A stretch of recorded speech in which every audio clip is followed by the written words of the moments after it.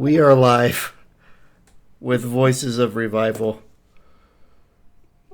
It Gosh, is Eric, you gotta crack it up, dude. I'm I know, crying. man. I'm what crying right now.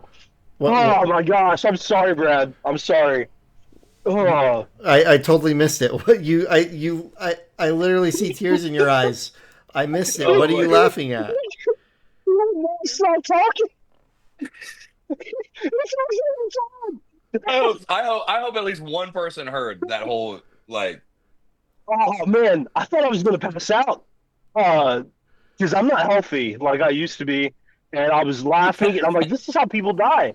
I'm going to lose breath, and I'm going to be at the hospital with Kiley, needing a respiratory therapist because Eric won't shut up during the intro. And what's funny is you asked Brad before we started if they can hear you, and he said, "Yeah, they can hear you." And then like 2 seconds later, you're like,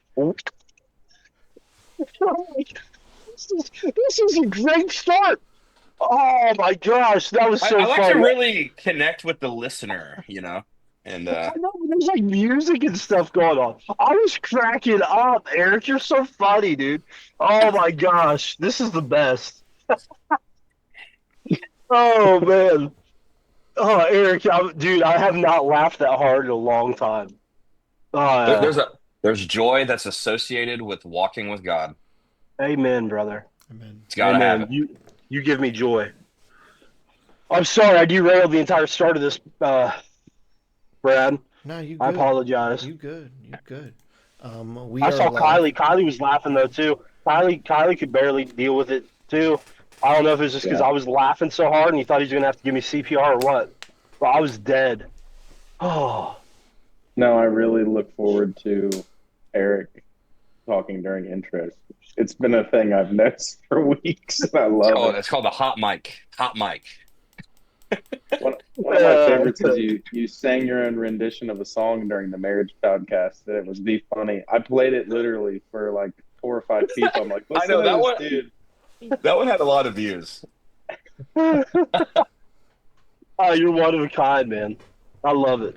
We're gonna have to get like a compilation of all of Eric's like intro segments. Yeah. I mean, let's go. All right, Let's gentlemen. go.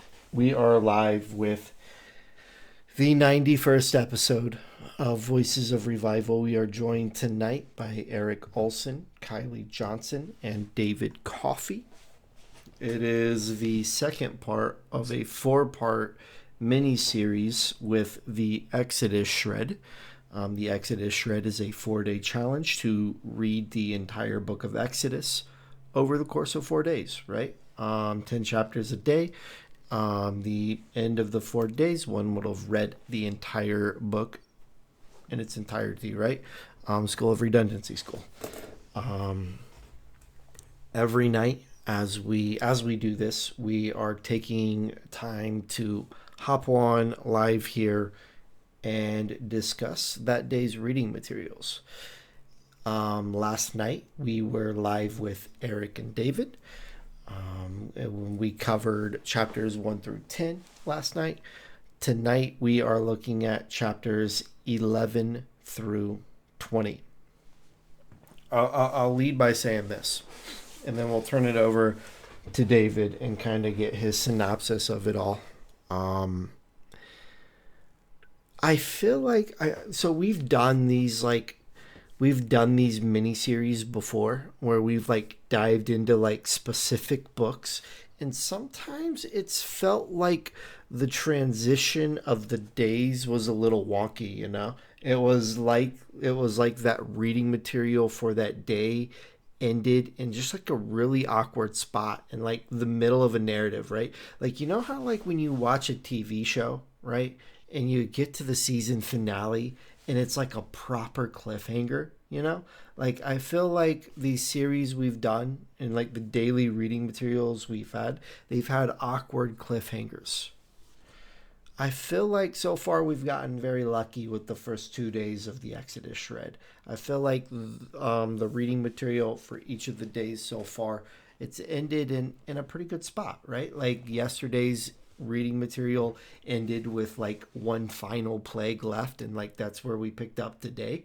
And like today's reading material, it ends with like Moses on the mountain receiving the law, right? So like I think it's very very clean spots in the narrative for daily transition so far. All of that aside, David, talk to us about Exodus chapter 11 through 20. So, man, we're gonna get some exciting narrative, part of the narrative. Excuse me if you're wondering why I'm driving. Well, I am driving. That's why it looks like I'm driving. And I'm messing around with my phone right now. That's why it looks so weird. The uh, the narrative, yeah, man. The Moses story is really gonna start getting hot now. You're gonna get in this passage of scripture. You're going to get the crossing of the Red Sea, which is a pivotal. Um, it's a pivotal chapter in Christianity and in our belief system. It's something that you're going to hear used anytime anybody brings up baptism. The story of the crossing of the Red Sea is going to come into play with that. We base a lot of our beliefs, our core beliefs, and we use the Old Testament as a commentary on the New Testament, obviously, for a reason why we do a lot of the things we do. And a lot of the symbolism we're going to find in this section of Scripture. So, yeah, the Moses story is going to take off. We're going to reach Mount Sinai, which is going to have an important part to play not only in this story. It had a part to play in the Abraham story, but it's also going to have a part to play in the Jesus story also. So we're really in the thick of it here. We can go a million different ways with how we want to take the conversation tonight. Bear with us. Last night's podcast was great. I think God really wrapped a beautiful bow tie on the conversation, and I expect the same tonight. But yeah, man, it doesn't get much more exciting from a historical perspective of the Old Testament than what you're going to get in these chapters here. Agree. Very well said. Very well said.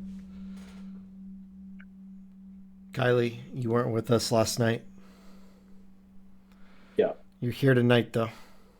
As we look at the material that we're looking at, right? Like, what's your surface thoughts? Hmm. I'm sitting here thinking, like, where do we start? Like David said, there's so many directions we could go. Um, Goodness. I think we kind of look at, I think we can, the easiest thing to do is start at chapter 11 and chapter 12. I know, I want to talk about the law some because I think that's a good place to go, but I don't know if we should go there first. Yeah, we can Um, start with Passover, or I'm sorry, I won't be able to like refer to my scripture. I just apologize for being on the road, so I'll be just kind of interjecting a lot here and there. But yeah, Passover, finally leaving Egypt, getting everybody out of there. Let me start off. Let me start off by saying this too, and I think that this is Kylie. I didn't mean to interrupt. Yell at me if I'm no, interrupting. please. Okay. Uh, One verse that stuck out today in the reading for me. Um, were there not graves in Egypt enough that we'd have to die out here in the wilderness? That's what the Israelites said to Moses today. So one thing I think is significant about that a Bible teacher I was under the tutelage of for a while. Egypt is known throughout the modern world for what? It's graves. It's known for this. So what a jab in we talked yesterday, Kylie, about how we never learned Pharaoh's name, but we learned Yahweh's name in this. And you can take the entire book of the entire first narrative of Exodus as the one true God versus the false gods, or I'm not even going to say false gods, but the lowercase g gods that the Egyptians served. What an indictment against the capital G Yahweh God to say, were there not enough graves in Egypt that you had to bring us out into the wilderness to die? Like it would have been better if we would have just stayed in Egypt.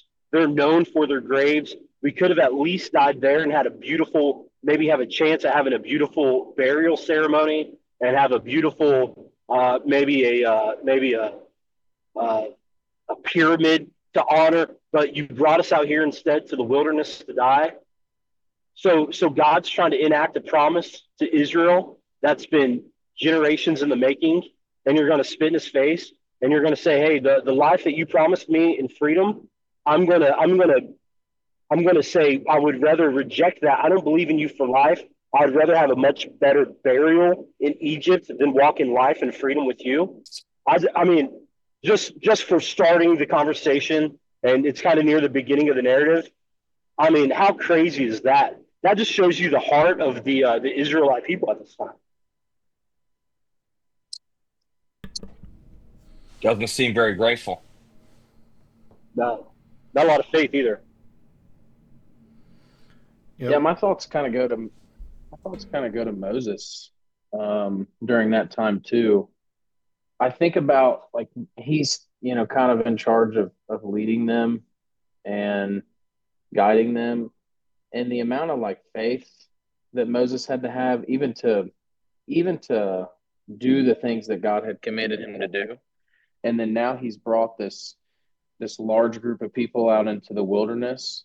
And I was thinking about that today and a little bit ago, like, man, what a testament to someone's faith and relationship to God and Moses. You know what I mean? Like, imagine that amount of faith to not even care what these people were not care that they're going to go through these moments. And then he reaches this moment like you're talking about, and the people are complaining and the people are unhappy. Can you imagine the pressure on Moses? But he continues to just look to God.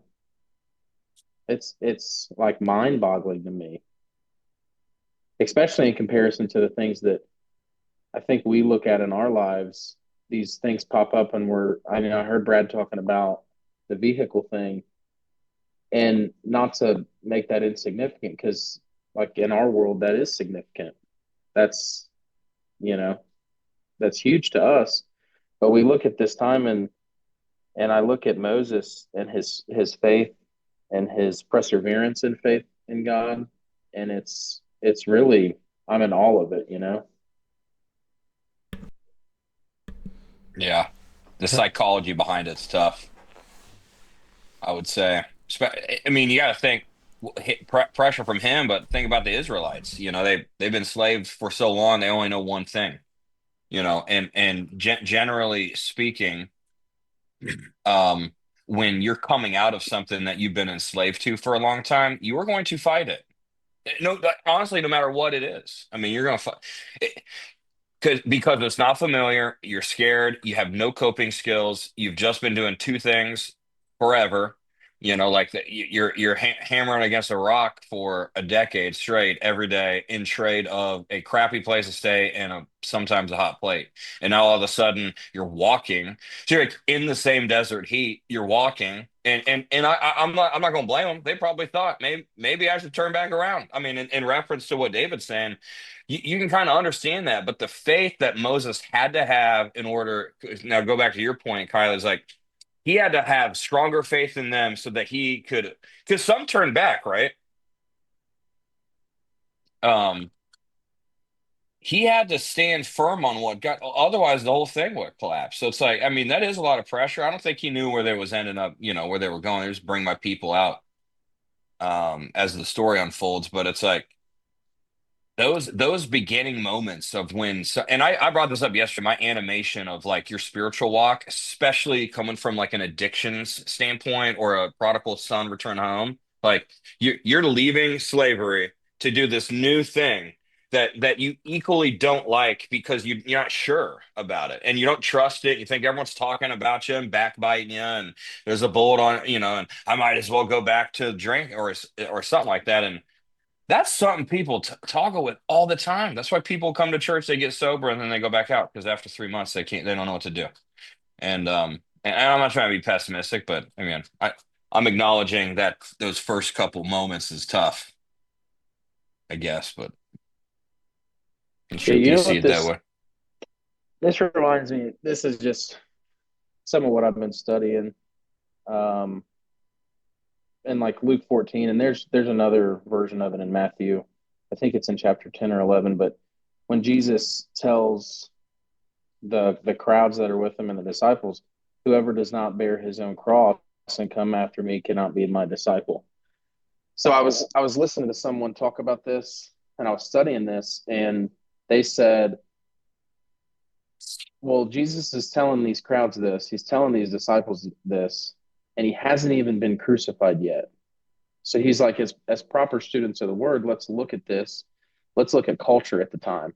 Well, the culture at the time, the power that was at the time was what? It was Rome. And then what was the capital punishment that Rome had accomplished at this point? It was crucifixion. So at that time, if you were walking through the streets of somewhere that Rome ruled over, he was saying basically how you may see someone carrying their cross surrounded by Roman soldiers. And there were two things that you could basically draw a conclusion about that person. Number one, they were guilty. And that's not the part that this reminds me of. But number two, he said, once you were convicted of that and you were on the road to carrying your cross, you knew there was no coming back. So Jesus in this moment is telling the crowds and telling the disciples, listen, if you're going to follow me and you pick up that cross, there is no turning back. And I think that's something we you're talking about, like a life of addiction or prodigal son. And I think it's applicable to it's applicable to anybody that makes that decision. And I think that, before the cross, before our moment of salvation looks different for everyone. But I think that's key. And I asked you guys a question about these things like last week. Do we think that's an extravagant thing to teach or an extravagant thing to read and like grasp? And I think it shouldn't be. Like, this is before Jesus is crucified and he's telling people this. And I think it's something that we have to latch onto, as hard as it is, to say like, man, once I pick up that cross, I'm not going back. And I think we can look at Moses in this moment, and I think he had to be that's why God chose him. I think God knew what he was going to become, but he had to be that person to say, look, guys, we're not going back, because we serve a God that looked back, look at all these plagues that happened, looked at all these things that happened. We crossed the Red Sea, even the manna. I think they had to have that reminder. And man, that's just where my mind goes. So, Solid when points. they came out of Egypt, right? When they came out of Egypt and they crossed the Red Sea, I never, this had never like, I never really paid close attention to this until today when I was looking at the text, right? The first thing that happens to them when they cross the Red Sea, right? It talks about how they go 3 days without water as they're traveling the wilderness. And then they come to a place where they find water, but the water is not drinkable because it's bitter. So, like, these people that are with Moses, right? Like, they come off of this, like, extreme high where they see God do this incredible thing, and immediately they're thrown into a position where they're tested.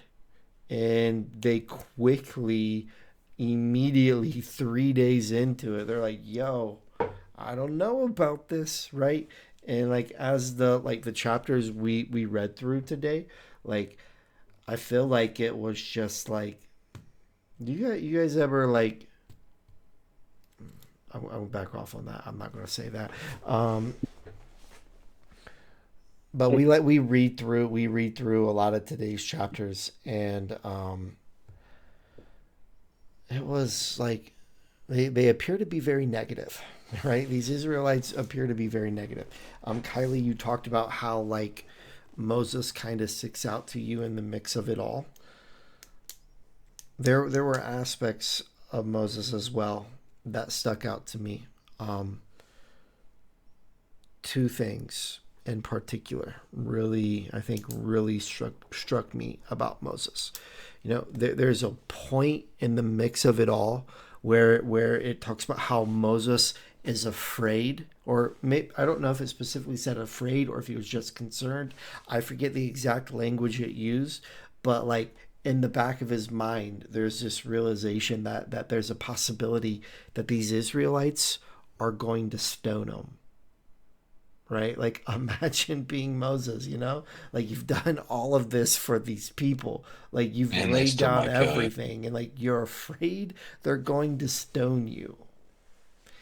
And like, What a I, guy. I think a lot of times in life, like, I think sometimes like when we step forward to do something, right? Like we have this like expectancy in the back of our mind of like there's going to be like all of these people that are going to support the endeavor, and like it never fails. Like there are people you expected were going to support, but they don't.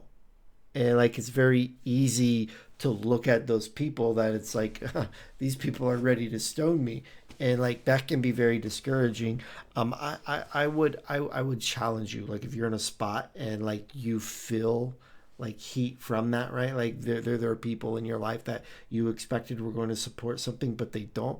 I would challenge you to take a step back and look to the people that are supporting, right? Look to the people that are supporting. Look to the people that are standing with you, right? Like, look to the things that are good, right? Like, maybe there are people that you thought were going to support something and they're not. But if you back off, there are people that are. Champion those that are, right? That's a rabbit trail. But something else that really stuck out to me about Moses, David, you were talking about like the symbology and the mix of everything, right?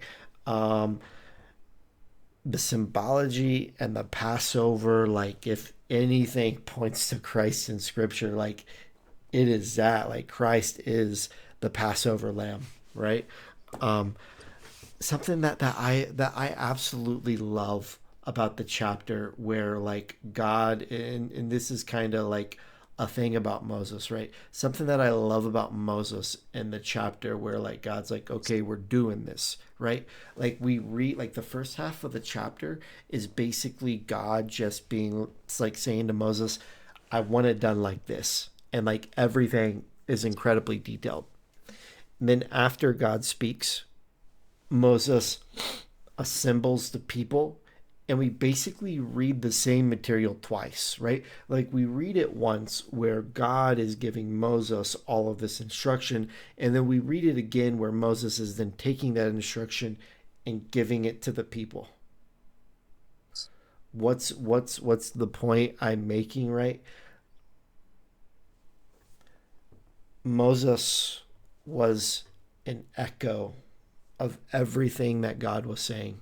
Everything that Moses spoke to the people, it was an echo of what God said privately. Moses wore an incredible weight on his shoulders that I think the majority of people would completely break under. And the only reason he didn't break under it was the hand of God, right? Like we see him in the wilderness. We backtrack to yesterday's reading, right? Like when God told Moses to go, Moses' immediate response was to levy all of these reasons to God on why he couldn't do it. And the God's like, nah, I already got the solution, right? Like every issue that Moses had, God had an answer. And Moses goes forward. As he goes forward, he's not speaking his own words, right? He is speaking what God has said to him. He is an echo of everything that God has said.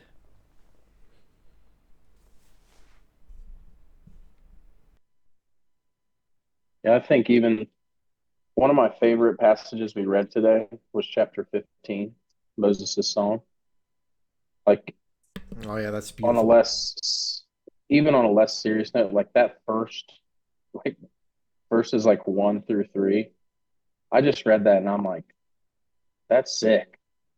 when he's just saying stuff like the Lord is a man of war and the Lord is his name. Like, Moses is over here cooking on this song. But I even noticed something uh, on down in that passage, just because in our church we're doing this reading plan, and we just started Joshua, so we just ended like Numbers and Deuteronomy. But he goes on to say, like, now are the chiefs of Edom dismayed, trembling seizes the leaders of Moab, all the inhabitants of Canaan have melted away. Like he's speaking to like what 40 years into the future. We start to read these stories about whenever they go to war with these leaders of Moab. He is speaking at this moment about all of those things. That's wild to me. Like that's how much faith had filled. Yeah, that's how much had filled him at that moment, though. Like you can just see the Holy Spirit all over Moses in the song. You know what I mean? And it's awesome. Vulnerable side of Moses. Yeah. I think we're quick to judge people's mistakes too with being frustrated in following the will of God. You can have victories and crazy things happen. You know, they I don't know it off the top of my head, but we're talking about millions of people, millions of Israelites crossing the Red Sea. We're not talking about like a 15-minute ordeal here. We're talking about hours of the sea being split.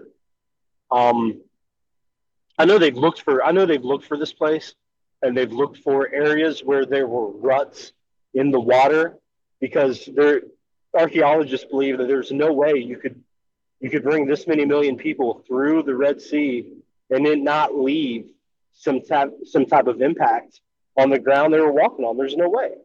And so we see a miracle like that. We see uh, the Pharaoh and all the enemies swept away. And then we're going to see we're going to see Moses get frustrated multiple times, not only in today's reading, but in the readings the rest of the week too. And man, we're so quick to highlight the failures.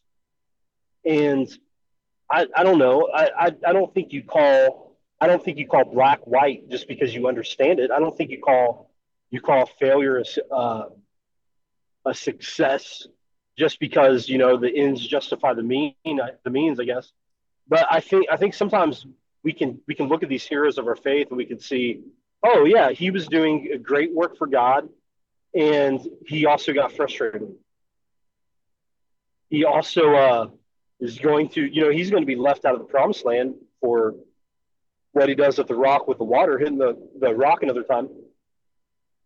So for me, I think it's almost encouraging to watch these guys and to see how almost tenuous their relationship with God was, and they're accomplishing great things. And I know for me, whenever I endeavor anything for God, sometimes it feels like your best buds, that you can call them up on the phone and everything's working in perfect harmony. And then other times you battle with imposter syndrome, and you think, God, this ain't me. I can't do this. I don't know what got into me, but that feeling's gone now, and now I'm scared and I feel like a failure. That's not anything new. Christian leaders have been dealing with that from the beginning. So Ooh. Yeah.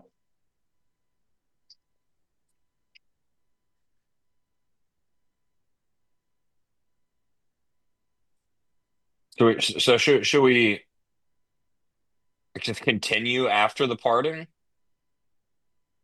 And by the way, David Coffey, there is a decent YouTube documentary about some archaeologists in the Mediterranean Sea that, and I'm Kiley shaking his head because he's probably seen the same one, where they think it was. Obviously, like sea level is different at this time, obviously, but um, I, it's there somewhere. They walked across somewhere, right? So whether it's that or not, it's not like super important. But there is a one particular video that I've seen that shows this thin bridge looking area that goes across at like a thinner point of some sort. That there's a documentary on, but I I mean, it did. is crazy. Like if my kids, okay, so like we live behind my parents' house. We bought this land, this house right behind my parents, and we've lived there for 3 years. My kids have not walked over to my parents' house 3 million times. They haven't. But you can already see on Google Maps a path from my house to my parents' house. Um, so now we're talking about that times 3 million. That's crazy. It's crazy. So yeah, there's definitely going to be signs there. I think I'm yeah, not like a backing off. footprint. Yeah, yep, Yeah, you're yep. going to be able to see something. I think some of the studies the videos I watched, they talked about how people drop things.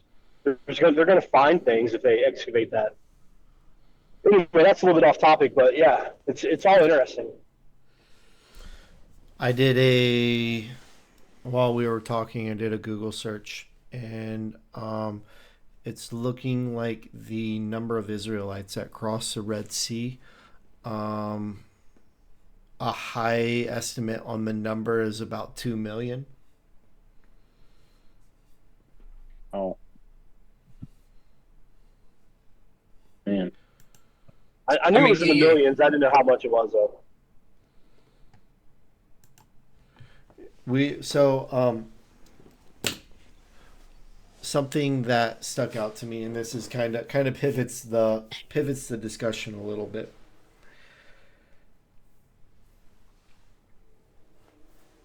In Exodus 19, right?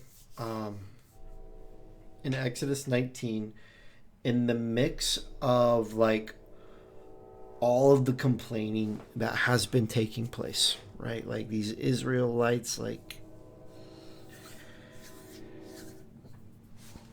they just been like groaning and complaining for chapters. Like it's like I don't want to read this, right? I don't want to just sit here and like go through the torture of having to like read about you guys complaining, right? Like I hate complaining, okay? Like it's annoying, right? Like I am annoyed at the Israelites as I read Exodus, okay? Right? Like these guys are annoying.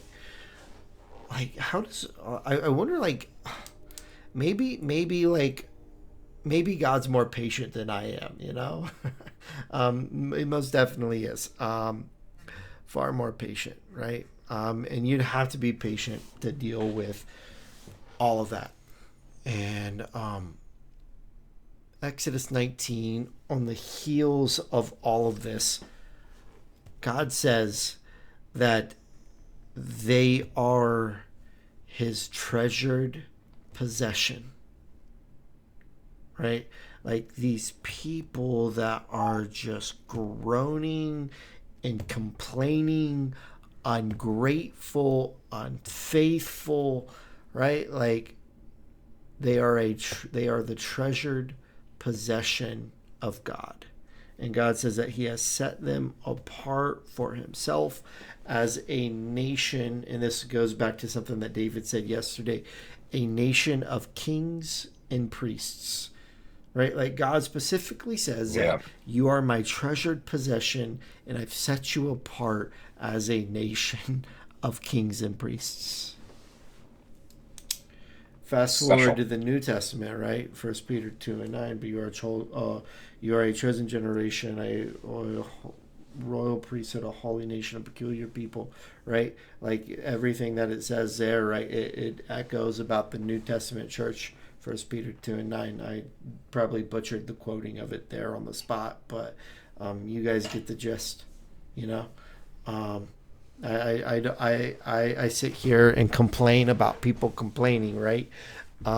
But like, I think we're the same, you know, right? Like, how many times is that us, right? Ungrateful, unfaithful, uncommitted, less than what we should be, right? Making a mockery of what like God has established in the mix of all of our imperfections. He says, "You are my treasured possession. You are my kings and my priests."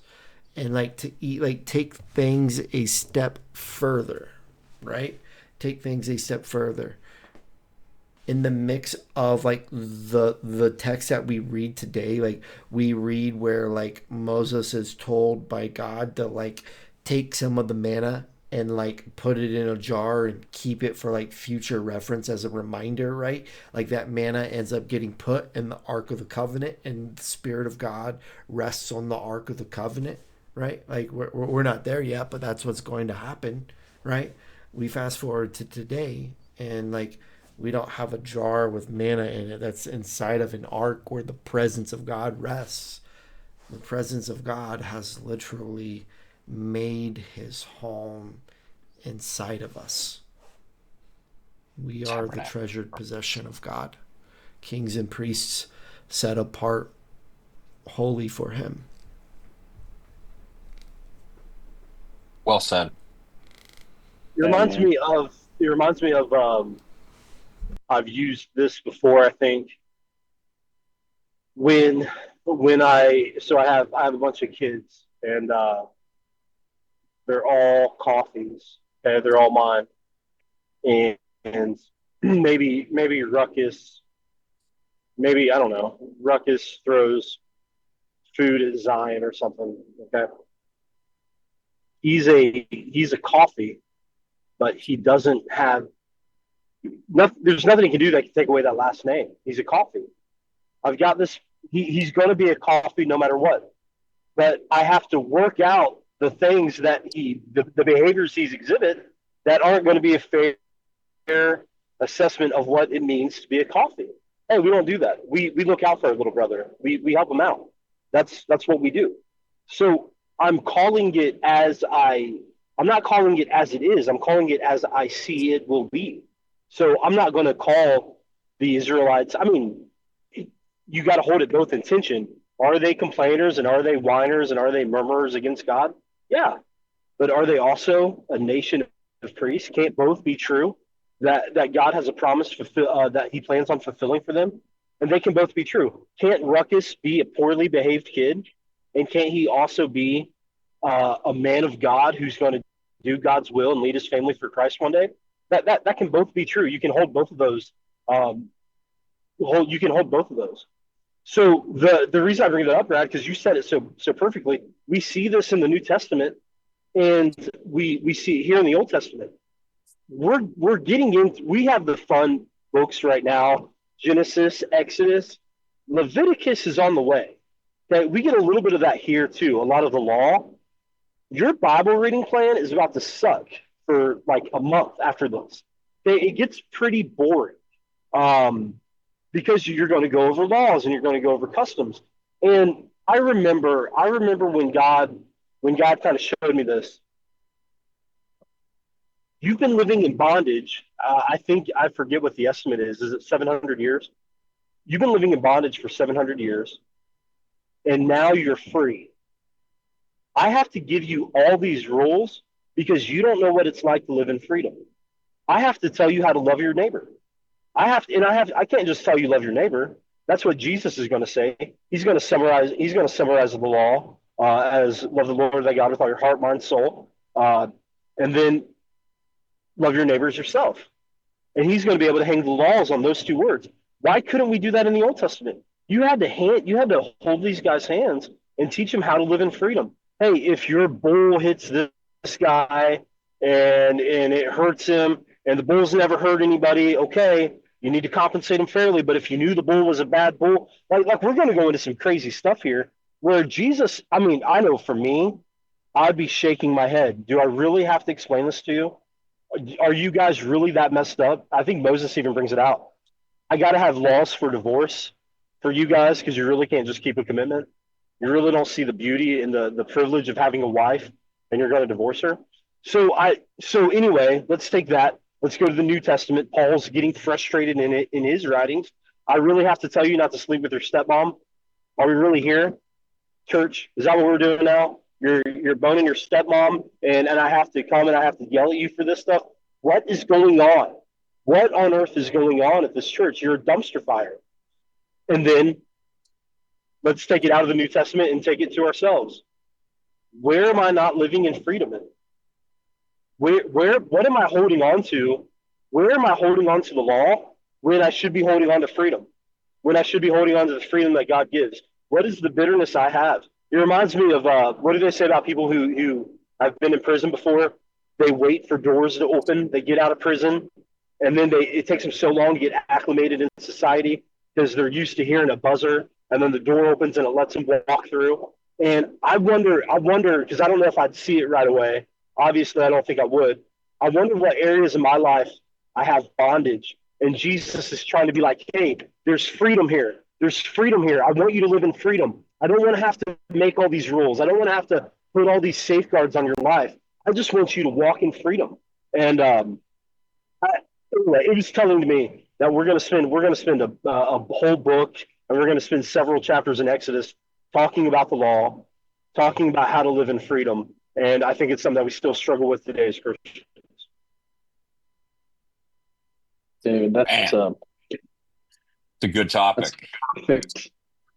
I love this topic, and I'm so happy you brought it up because the verse that I love when we look at this is in John. And when John. we look at John chapter 1, verse 17, for the law was given through Moses, grace and truth came through Jesus Christ. And I think that's what you're getting at here, David.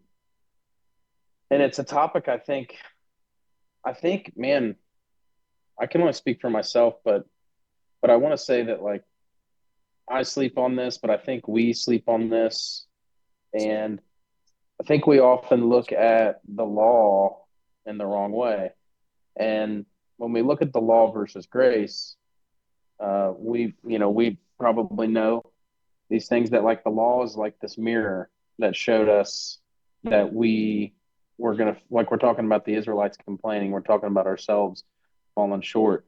The law was always this mirror to show us that we were never going to meet the law, right? And that's why the law was necessary to be given through Moses. But then we look at like walking in freedom. Well, how do we walk in freedom? How do we go from being the prisoners that are waiting on the alarm to sound or whatever the way you said that for the doors to open? How do we go to living that way? Well, it's only through the grace. It's only through the grace of God. And I think that's something we kind of sleep on. And I think it's something we have to get like a grasp on and an understanding on. And the way you said that's awesome. I've read in a commentary, he used like this African American woman that had just got freed from slavery during the Emancipation Proclamation, and she said something to the effect of like, when I ask my people if I'm free, they tell me I'm free. But when I ask the slave owner if I'm free, he tells me I'm not free. So what am I? Am I free or am I still a slave? And I think that's often where we're at as Christians when we do look back, like we were talking about going back, when we slip back into Egypt, it's like we're looking around and we're like, am I really free or am I still a slave to the sin? And the only way out of that's the grace, you know? I read it. We was reading out of First Timothy today at church, and it seems like we got these scriptures right on point because like the law was not written for people who was righteous already. They was for the lawless, and it was really to put a bumper there so that you could at least know black and white what the rules are. I think once the grace comes, you can understand that like you are not going to be able to follow all of them all the time. And then that actually is the driver to correct your behavior because you'll want to obey God. It's so hard. Like I love this. I love Exodus so much because it's like a person with an unclean heart hates the way they're living. They get saved by this radical moment, and then you got to teach them. Almost like you're an adult, but you're learning how to just be. You're like 33 years old. I got saved. I'm like, No clue. I just thought when people, and I'm just gonna be honest, I thought people at church, it was like, oh, these people are just uptight or hypocrites or this and that. You had no thought about what you could, like, we're talking about Exodus and law and delivering people from the evil one. It's like nobody's thinking that on the outside of Christianity. They're not even knowing it. They don't know it. So it's interesting that once you do come, the law is only there for the ones that are lawless, and it's to help them, you know. I don't know. I just think that the complaining thing makes total sense because I live pretty joyous, but man, sometimes I do get into the complaint department, and then I think about what was going on 10 years ago, and I'm like, oh yeah, it doesn't suck as bad. This is not as sucky. Maybe a level 2 sucky, but you know. There is a verse in Exodus 13 that I've spent a lot of time kind of weighing today. And like if I'm completely honest, I think I'm probably reading too much into this, but like it sparked an interesting Which one? question for me. Exodus 13 and 19. And it simply says Moses took the bones of Joseph with him, and it's referring to when they're leaving Egypt, right? It says Moses took the bones of Joseph with him, for Joseph had made the sons of Israel solemnly swear, saying, God will surely visit you, and you shall carry up my bones with you from here. So, like, I read that, and I'm intrigued because, like, think about this, right? Like, Joseph is this guy who is basically, like, not basically, he is, right? Like, he is, like, second in command. Like, the only person with more authority in Egypt than Joseph is the Pharaoh, right? Like the Pharaoh basically turned the keys to the kingdom over to him, you know? Like Joseph is like the guy executing, making things happen, right? And like yesterday we were talking about how like Moses is a prophet of God, right? Like in theory, right? Like you could say like Joseph like was a prophet of God, right? In a certain degree, right? He's got those prophetic giftings, right? Like ridiculous like with dreams, right?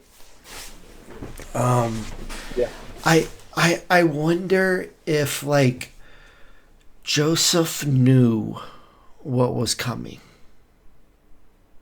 right? Because like he makes him solemnly swear, take my bones, God will visit you, right? Like why does God need to visit them? Like they got like they're good, he's second in command, right? Like they've got the keys to the kingdom, like everything is good, and he makes him solemnly swear.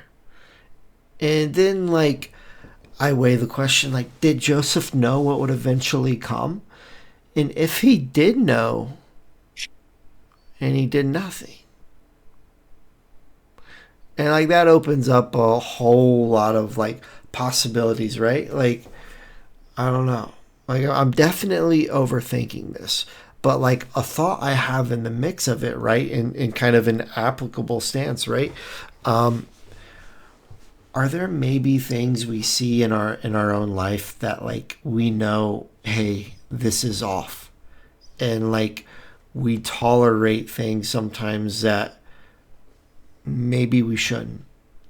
And like if we continue to tolerate the things that like we know we shouldn't be tolerating, in theory like all we're doing is leaving a door open for what we saw in the beginning of the book of Exodus, right? Like the beginning of the book of Exodus, the Pharaoh says, these Israelites, like, let us deal wisely with them, right? Like let's set up taskmasters over them, right? Like if there's something that we see in our life and we know it's off and we continue to tolerate it, like we're leaving a door open for the enemy to come in and bind us and chain us, and we're leaving a door open for the enemy to come in and steal, right? The first thing the enemy does, he steals, and that opens the door for him to kill and destroy, right? Like it is the small foxes, or the small foxes that ruin the vine. It is the small things. It is the small things. I take that a little bit differently, and I Yeah, haven't I haven't read that and thought about it, and I don't think either of us. I don't think there's a wrong or a right way to see that. I think definitely. I look at that. I think that's a beautiful thing for Joseph to do, to say, because he knew the promise.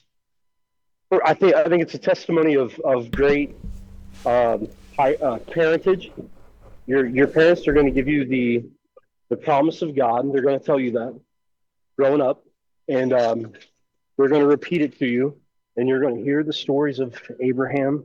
You're going to hear the stories about uh, God's faithfulness to His people throughout generations, and then on your deathbed, you're going to say, "Hey, when that comes to pass, and when we're finally in our promised land, make sure I'm there."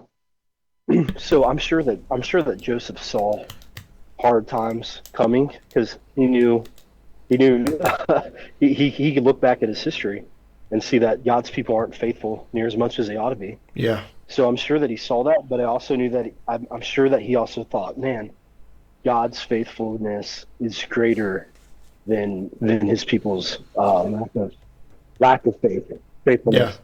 So I think of it as a beautiful testimony. And I think it's an encouragement to tell your kids.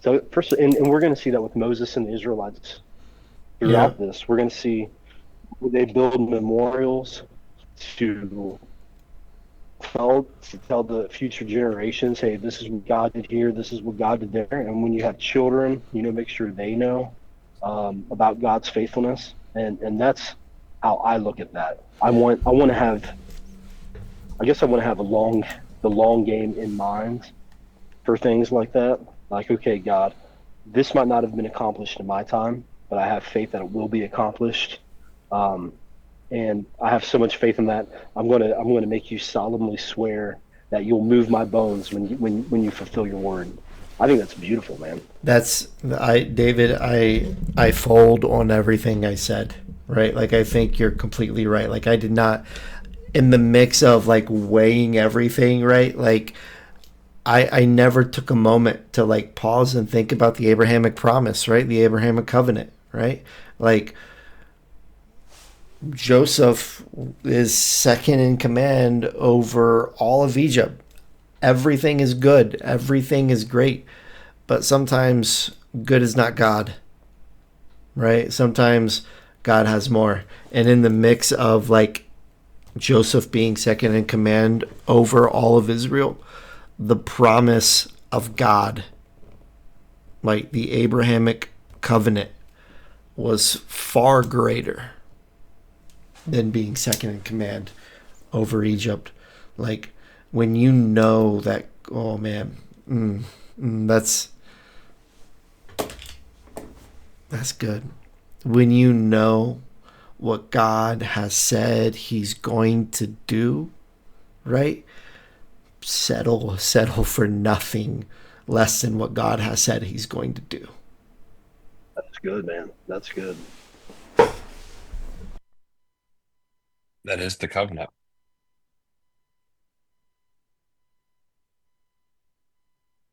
Yeah, I think you guys are spot on because if you look back, if you even go back as far as Abraham when he buys the tomb in the land of Canaan for Sarah, he buys a tomb for Sarah, and then if you go back, I'm not going to rattle off the top of my head because I couldn't, but you go back and look at all the people that were buried there, and then you go back to Genesis when Jacob died, he is mummified, and then Joseph takes a trip to take his body back to the tomb in Canaan. So Joseph is aware of that covenant like we're talking about. So at this moment when he says take my bones, I think both of you are right. I think regardless if you're looking at it like this prophetic moment, did God like speak to Joseph in that moment and say, let them take your bones because eventually they're going to make it to the promised land? I don't know, but what we do know is he had told Jacob's father and Jacob's father's father and Jacob's father's father's father that eventually they were going to take over that land in Canaan. So Joseph, depending on that promise, said, "Take my bones," because at some point on upon this lineage, God promised this years and years ago. Like David said, it may not happen in my lifetime, um, but take my bones because if God said it, like you said, Brad, God's going to do it. Can we talk about like Moses being like a hero, right? Like we talk about like Moses being this like really cool guy, you know? Like, bro, he upheld the vow, right? Like he upheld it, right? Like his ancestors solemnly sweared, "Yo, Joseph, we're gonna take your bones into the promised land." Moses is like, "We ain't going unless we got those bones. Somebody go get those bones," you know, right? Like I You know what that I reminds me like of? That reminds me Moses. of like, you know what? It reminds me of this is like annoying, but it happens all the time. Hey, tell so and so I said hi. What the heck you mean? I'm trying to live my own life. I know I know this person. You just told me to tell them hi, brother. I'm not going to do that. Like, what are you doing? Asking me to tell them hi. I'm going to forget about it. That's the dumbest thing you could ask me to do. Like next time I see him at work, I'm going to be like, "Hey, guy, I never talked to. I ran into Brian at the store. He told me to tell you hi." "Oh, yeah, how's Brian doing?" "I don't know. He was buying rice. He was looking for Zatarans." "I don't know. Call him." Like, You're like, so it like bothers me. So that's what this kind of reminds me of. Like I wonder what Moses thought about this. Now, to be fair, I'm making light of the situation. I think that Moses took it pretty seriously.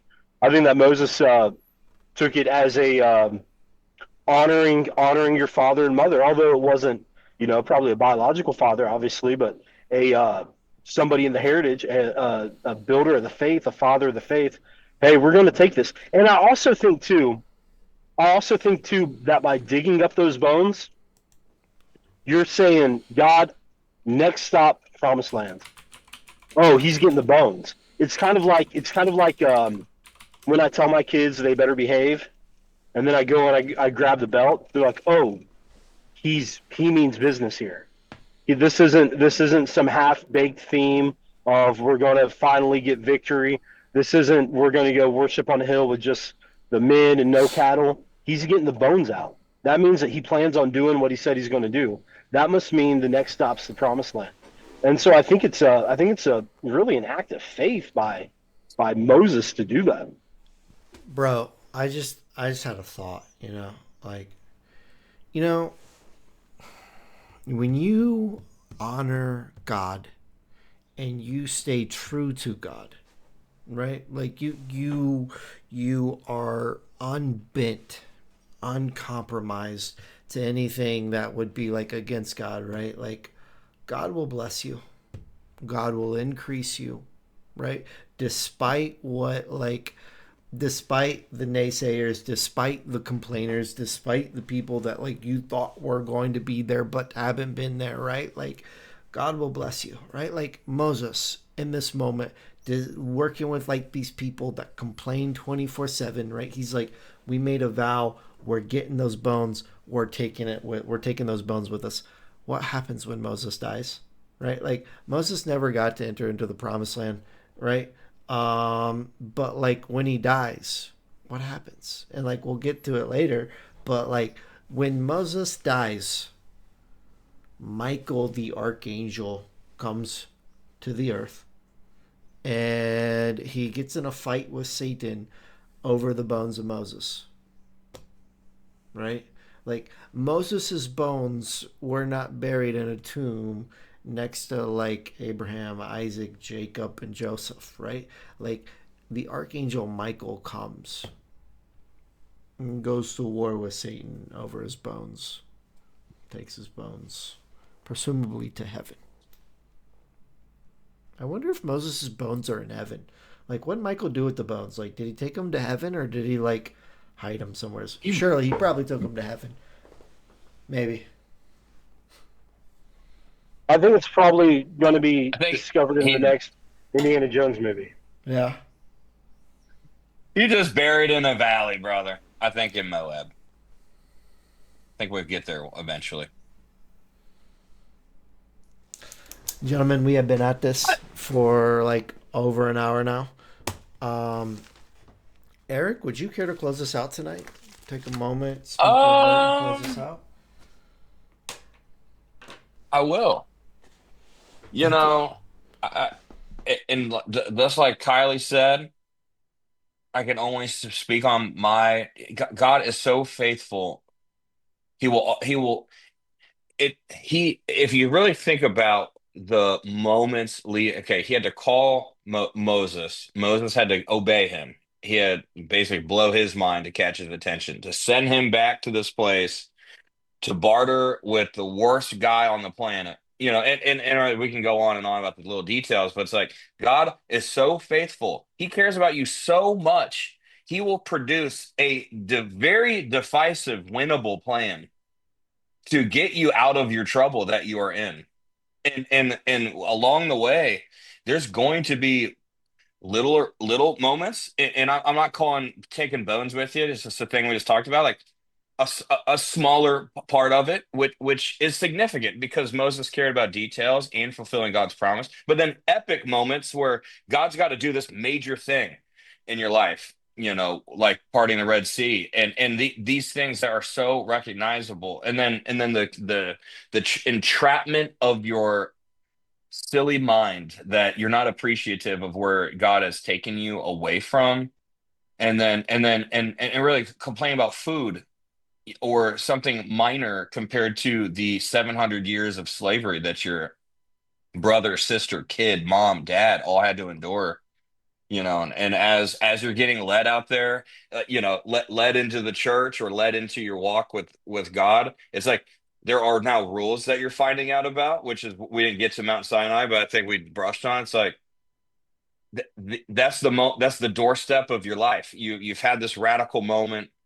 You're now starting to get some bumpers in there, of what, like Dave said. I cannot believe I have to tell you not to kill your neighbor, like these little tiny things. And look, I'm just so thankful I got pulled out of Egypt from God. That's all. I mean, in final thought, if anybody's listening, man, you just think about those moments where that radical faith of not going back to the enemy, because I know that's a sure bet, but taking that step that you have no clue what's going to happen in your life. And in reality, Exodus has happened to every person on that's a Christian. Every Exodus has happened to them.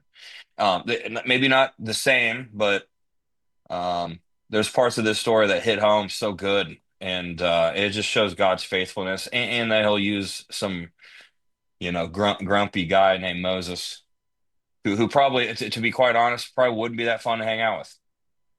And that was my final comment for the night. But I'm excited to unpack what happens after Mount Sinai tomorrow on part 3.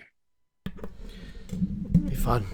Gentlemen, David, Kylie, Eric, thank you guys so much for being here. Those who hung out with us live tonight, thank you. We appreciate you. Those watching via replay, thank you. We appreciate you. And we will see you guys tomorrow. Peace. Love you guys.